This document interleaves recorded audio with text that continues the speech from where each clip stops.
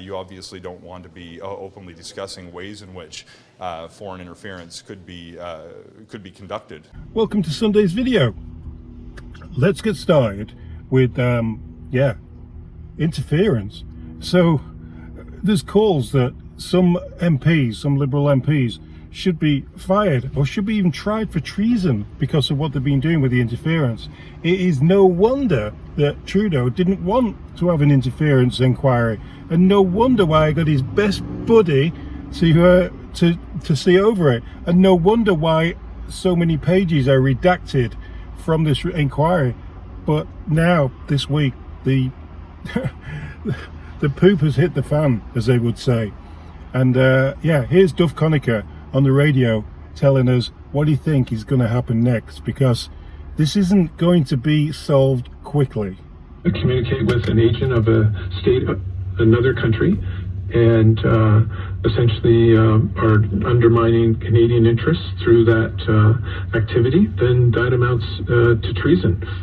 So exactly, it's and even attempting to do that, you don't have to be successful, is a violation of the criminal code. So we don't know the details of, we just have these summaries. We need to know the details in the end, and it can't wait too long. People do have a right to know before they go to vote. If there is clear evidence against any sitting MP or senator, could be included in this as well. If there is clear evidence, not just rumors, if there is clear evidence, then that should come out before the next election. Well, usually these things would play out in a different forum where that is protected with the processes that affords an opportunity for a person to make a defense should they feel that's appropriate. In the absence of those protections, given the nature of an obviously very serious forum that needs to be considered in a manner that protects national security considerations, you obviously don't want to be openly discussing ways in which foreign interference could be conducted, where those who might have ulterior motives might be paying very close attention. So from my perspective, the appropriate investigations ought to continue. Many of them, particularly if they involve criminal investigations, will be done independently by security officials, by police agencies, and I think that would be an appropriate forum should law enforcement deem charges to be. So yeah, there's a lot to take in with this one. We know that maybe one, allegedly, out of maybe 10, 20 people, it could be the current Prime Minister. We know that there are a few, there's more than one, who have partaked in this little bit of nastiness going on down regarding interference and selling or giving secrets to other countries. And we know that no matter how many times that the RCMP or anybody investigates, there's always a roadblock. And you know what? Now we know why. Now we know why there's been roadblocks all over the place.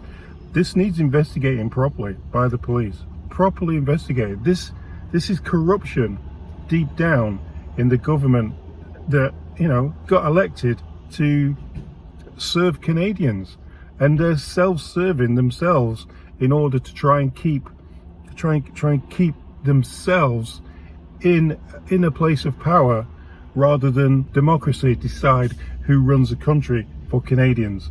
It's really sad. It's really sad that he's come down to this, and it's really sad that, you know, Canada is at the forefront of probably what's going to be one of the biggest outings since the war crimes trials. Yeah. Anyway, let's crack on with them comments. Beautiful day. I thought I'd bring you somewhere nice today. We're at Ajax Lakefront. This is the boat launch where they do, well, you can launch canoes, but you can't launch motorized boats anymore, which is a shame, really, because that was great launching well, we had a Sea-Doo that we used to launch from here, but then we had to go to Whitby and launch it. You know, when it was really, really, really hot. Yeah, it's not really, never really gets that hot anymore, although don't let the politicians hear you say that. Sorry, hear you say that. Anyway, you haven't got a clue. Honk honk, Liberal lunatic is back, plus your comments. This was last Sunday. Yeah, I don't usually comment on a comment Sunday, but you guys had a lot to say about this girl. How much vitriol do we have to see of honk honk, which is an acronym for Hail Hitler? The Grey Ghost said, The loonies are definitely running the asylum. definitely, the liberal loonies, definitely, it is like they just crawled out of some sort of lunatic movie and decided to start running the country, which, yeah, it's nuts, eh? Oh, can't see nothing over there, but I can see the words now. George says, It doesn't matter who sues the government for what or what amount. It's not the politicians' money. They have no skin in the game. They can be as incompetent and unaccountable as they want. There's no accountability or consequences. It's all taxpayers' dollar. One hand taken from the other. Doesn't matter. Just lawyers and politicians transferring wealth. that is just about sums up everything that you do when you try and pin something on the government. Remember when I think Gilbo was fined for certain things? Oh yeah, he was fined for something he did to the guy on Rebel News. So his fine was paid by the taxpayers. Yeah, I think he blocked that other YouTube channel from seeing his tweets on X. Norm said, These word restrictions are ridiculous. Why is YouTube doing this? What is the point? How are the speaking of these words so dangerous? because it's the truth. Norm, once you start questioning what the governments, so getting serious now, once you start questioning what the government are actually telling you, and once you start pushing back against their power or the power that they want, that's when YouTube gets involved. It's not just YouTube, it's everything. Every platform will have a restriction of some kind, because if you start telling the truth about things, people get really mad. They get really annoyed. Dan said, So many YouTubers seem to be homeless and living in cars. Get an apartment instead of a YouTube like. I hope you like the hope you liked the video there, Danon, Red Swan. Yeah, well, I like being in the car. It's my thing, you know. Like some people do YouTube from a back garden in front of a fire. Some people do it in a studio in front of a screen. Some people have a fake backdrop. I work and live in my car, so I do YouTube from a car because it's easier when I'm on my break. I can just rattle out a video, and then when I go home, you know what?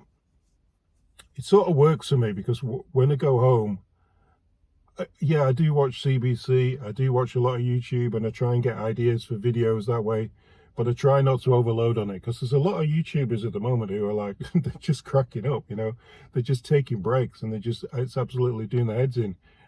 But if you can manage to control it a little bit, you know, in a controlled environment, the political stuff won't get to your head, and it is getting to people's head, because you can only handle so much corruption. I think that, look at what's happening. Look at, like, at the beginning of this video when we're talking about the traitors and everything.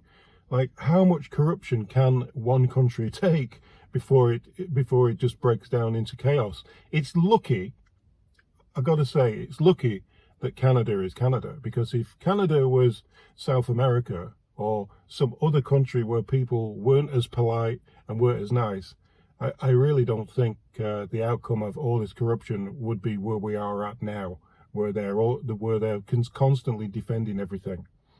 Anyway, that's the seriousness said. Let's get back to the comments. Big mistake. Pierre Poilievre is wrong about this. Okay, this is something I just tested. What happens if I make a video that's sort of anti-Poilievre? Would YouTube and would Google push it more? Would they recommend it? That's the word. They recommend videos. So they did. They recommended this, and they got over 4,000 views, which is not bad for a little channel with only 4,000 subs. You know, what more can I expect?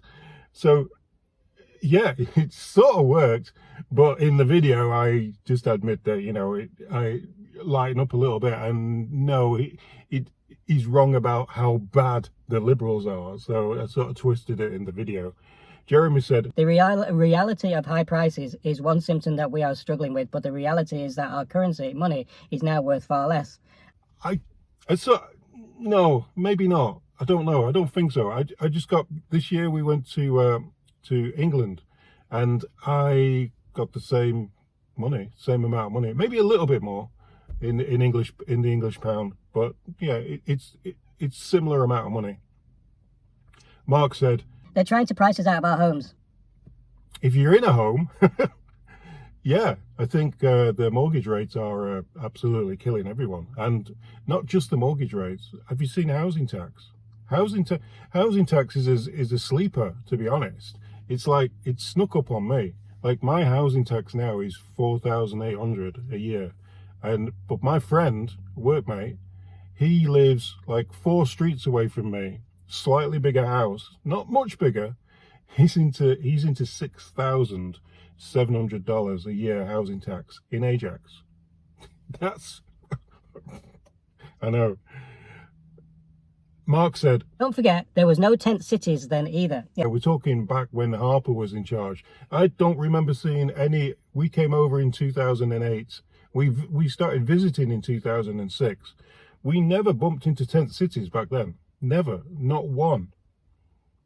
Rocky Mountain Lady says, You are right. You are so right. In 2001, I bought a 3-story, 5-bedroom house for $160,000. Spent $30K putting in a 2-bedroom legal suite in the basement. Sold it for $400,000 when my youngest graduated in 2014. Now, in 2024, the same house with no updates since I owned it is listed for $4.3 million. Holy, good lord! It is a nice house, but it's not even worth the $400,000 I paid for it. wow, yeah, that's an increase. When you look back at that, you think, ooh, we should have kept hold of that, don't you? Linda said, Houses where I live are 3 times what they were 10 years ago. exactly, they are 3 times. Polyev was saying there was like, house prices have doubled. No, they've more than doubled. Let's all celebrate LMPS month. This is why Canadians should be celebrating in June, this month. They should be. And Lucy said, love your t-shirt. Thanks, Linda. They're available at craftycustoms.ca. Yeah, that's my son's little sideline that he's doing to help pay for stuff for his new baby and try and live, really, in the Trudeau world that we're all plopped down into, like Barbie world, but worse. That Barbie movie was crazy, eh? I did watch it. I watched the Barbie movie, by the way, because I thought it was funny, except for the end. I didn't like all the singing at the end. So I had a poll there showing that 88% in Ontario for Conservative, 14 for Liberal, 19 for NDP. NDP are, at the moment, official opposition. They are the official opposition in Ontario because the Liberals are at no party status in Ontario. Just a reminder. User said, Singh is the reason Canada is in such a mess. Who the hell is supporting him? 42 people like that. Yeah, who is supporting Singh? Who are you people? Just leave us a comment. Say, hey, Singh's awesome. We love him. Michael says, or Michael says, Liberal no party status would be great. yeah, awesome. But that would be a federal no party status. Yeah, I could get behind that. User said, Great idea. Make Canada wacko free. let's do that.